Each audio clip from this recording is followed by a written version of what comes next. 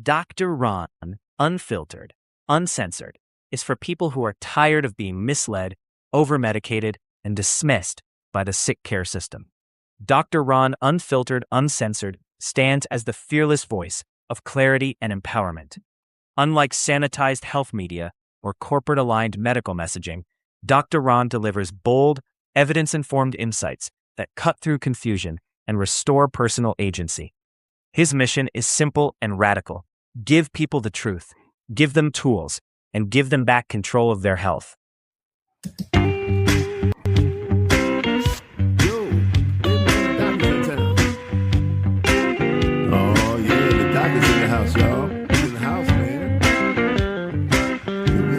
Listen to this, man. He got some good news for you.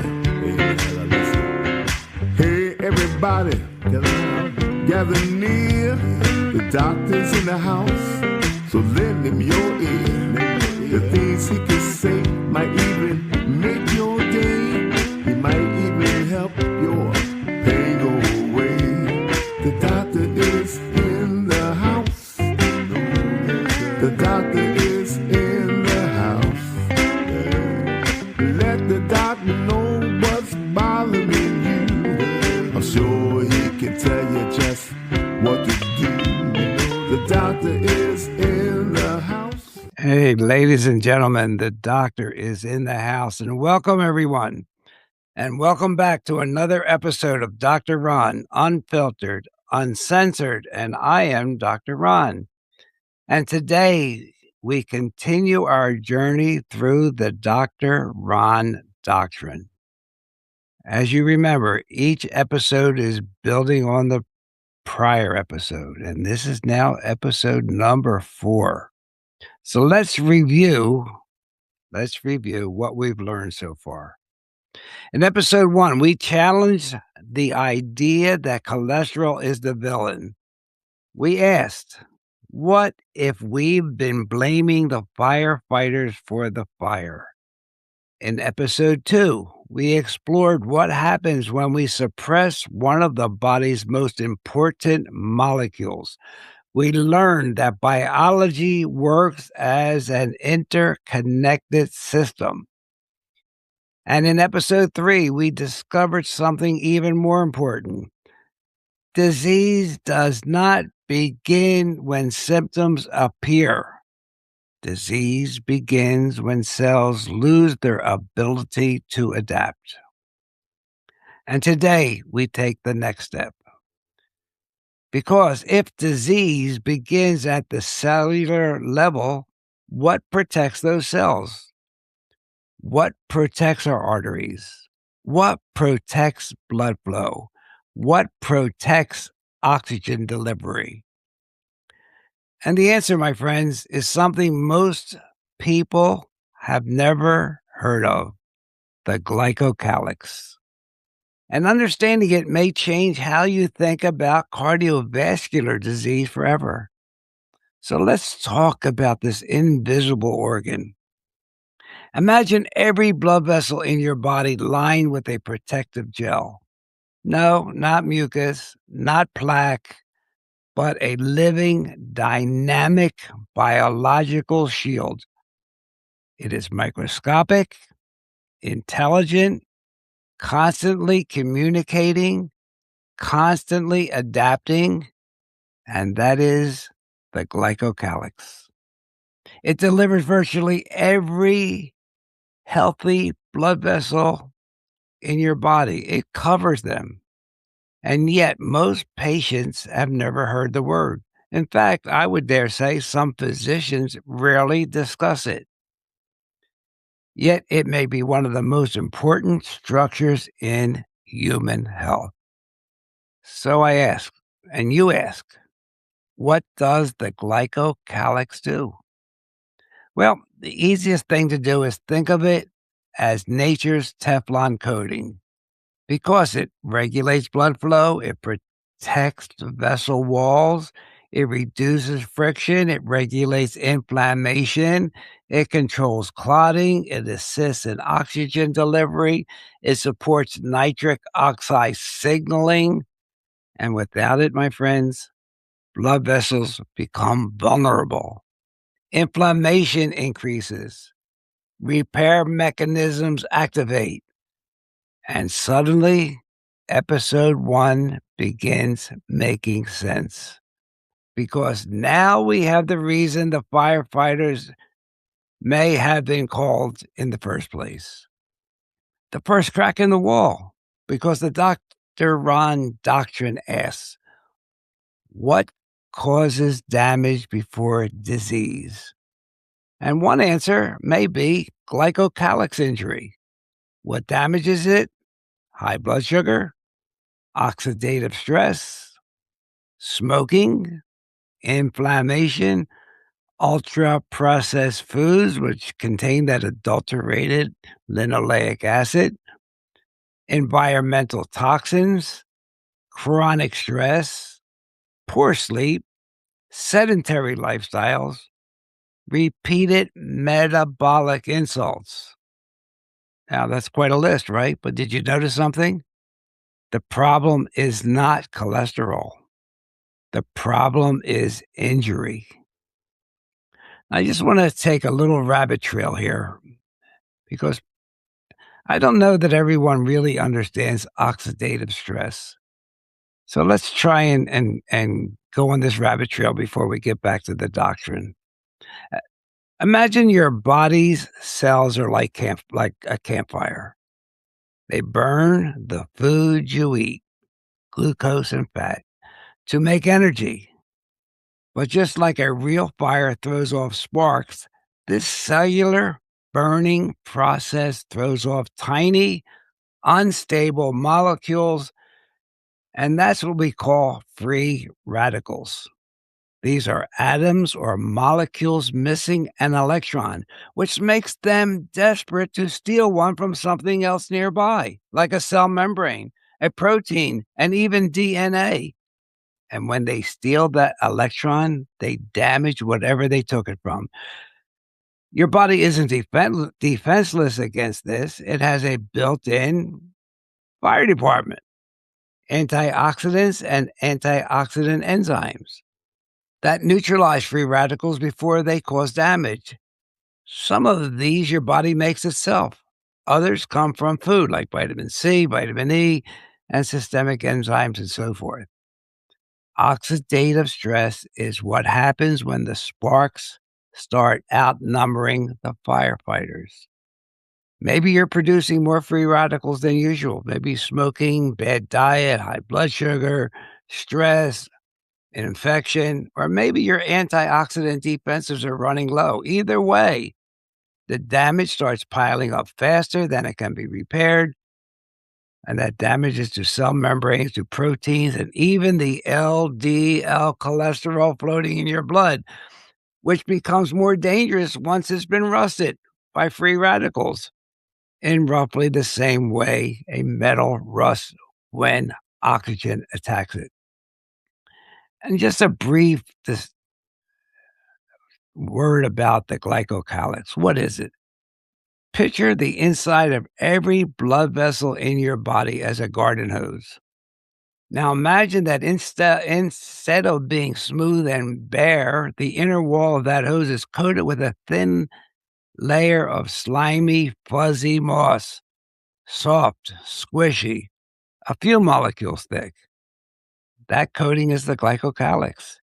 It's not just slime for the sake of slime. That fuzzy layer does several jobs at once. It acts like a cushion that feels how fast the blood is rushing past and tells the vessel wall to relax or to tighten up accordingly. It acts like a non-stick coating so that blood cells and clotting particles don't stick to the wall of the vessel when they shouldn't. And it acts like a screen door. It controls what can pass from the blood into the vessel wall and then into the tissues beyond. Now, the connection back to oxidative stress is this: that mossy coating is delicate. Things like high blood sugar, inflammation, and excess free radicals act like a power washer on it. They strip it away. And once it's gone, the vessel wall is exposed and sticky, more prone to letting in cholesterol, more prone to clots, more prone to the kind of damage that over years leads to clogged arteries. I hope that gave you an idea of what we're talking about. So let's think logically here. When blood vessels lose that protective coating, blood doesn't flow as efficiently, and the body is intelligent. It compensates. The heart works harder, the pressure rises, adaptation begins. The body is attempting to maintain circulation. Once again, we see the doctrine principle. Symptoms often represent adaptation, not failure, adaptation. And one of the most fascinating observations in medicine is that aging and disease often travel together. I know you're going to say, why is that? Perhaps because the protective systems begin deteriorating. The glycocalyx becomes thinner. Oxidative stress accumulates. Inflammation rises. Blood flow changes. Oxygen delivery suffers. Repair slows down. The cells start struggling. And this brings us directly back to episode 3, cellular dysfunction, tissue dysfunction, organ dysfunction, and the sum total, disease. Everything connects. That's when you get a disease, when all of those things start happening. Blood flow, repairs, cell struggling, cell dysfunction, tissue dysfunction, organ dysfunction. Now you have a disease. And that's how the dots all connect. And here's where the doctrine becomes practical. So how do we support this glycocalyx that probably you never heard of? While research continues to evolve, the fundamentals are remarkably familiar. You've heard it before. Protect your blood sugar. Move your body. Improve your sleep. Reduce ultra-processed foods. Control chronic inflammation. Support nitric oxide production. Maintain hydration. Reduce toxic exposures. Manage stress. Spend times outdoors. Control your EMF exposure, your electromagnetic field exposure. The body already knows how to repair. Our job is to remove the obstacles so it can repair itself. You notice I did not mention any drugs in that process. Protect your blood sugar, move your body, get a good night's sleep, a restorative night's sleep. Get rid of the junk food, the ultra-processed foods. And that inflammation keeps coming up. Control chronic inflammation. Okay, getting the picture? Many people spend years focused on disease, but that's when we add up all the dots. That's when everything gets connected. The doctrine focuses on preserving biology. Think about what we've learned. The body attempts repair. Cells struggle before symptoms appear.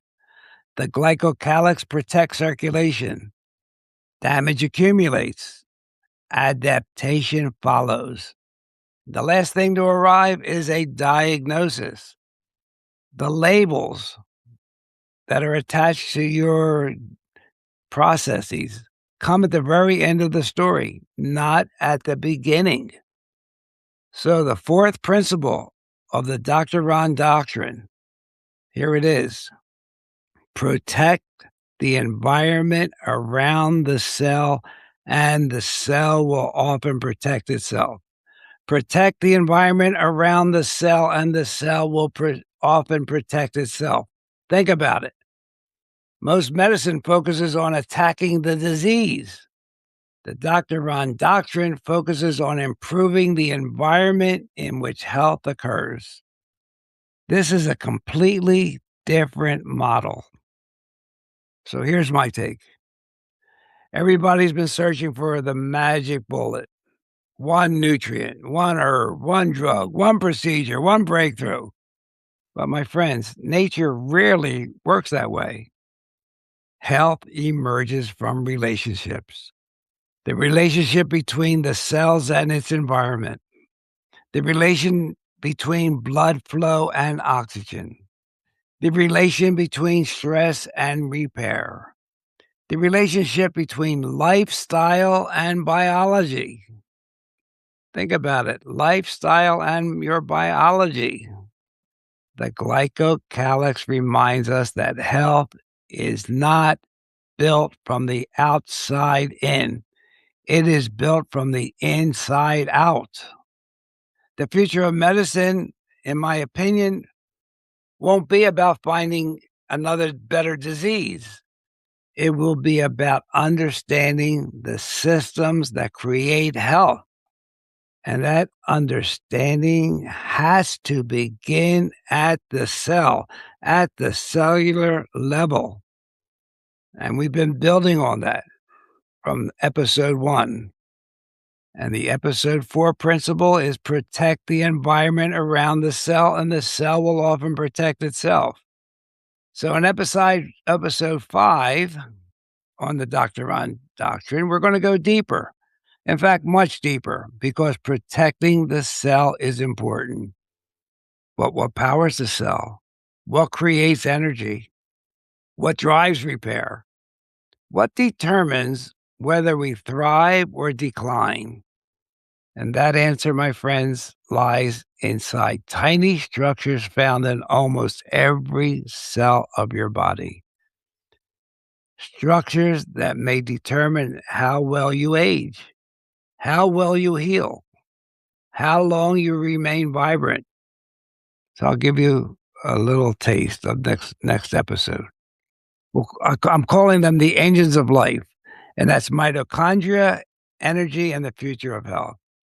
We'll explore why energy is medicine, why fatigue is never normal, why mitochondria sit at the center of chronic disease, how modern life damages energy production, and what you can do to restore it.